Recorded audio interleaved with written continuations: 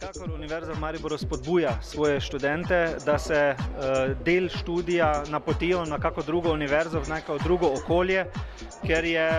pokazalo zadnje sodelovanje v 14 letih, zdaj že sodelujemo v evropskih programih mobilnosti,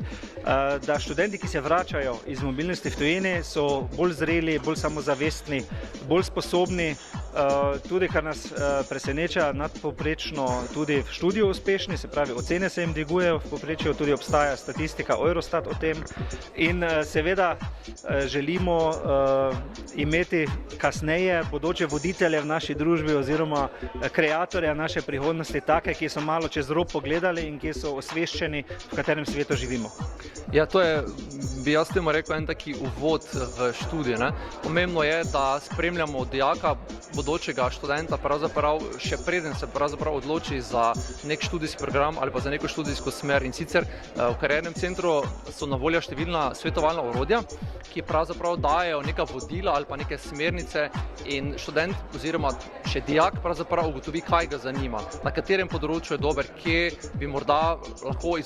še kaj izboljšal in podobno. In pravzaprav ugotovi, kaj si v življenju želi početi ali pa dobi vsaj neka navodila ali pa smernice.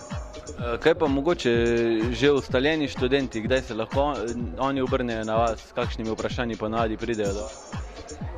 Večinoma je seveda zgodba takšna, da jih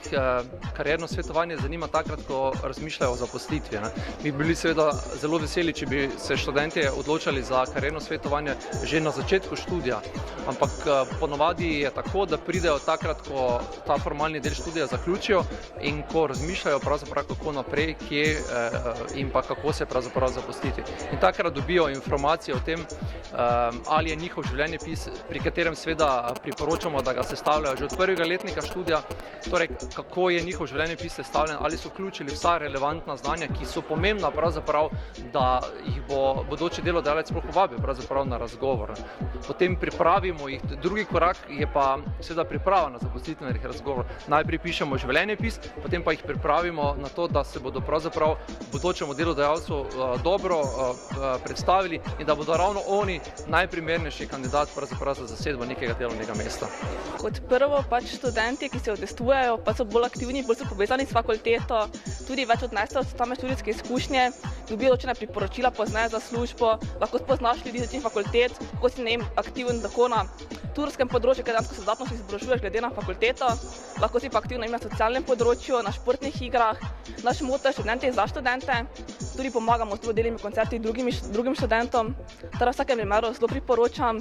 pa lepše študije tudi, ne?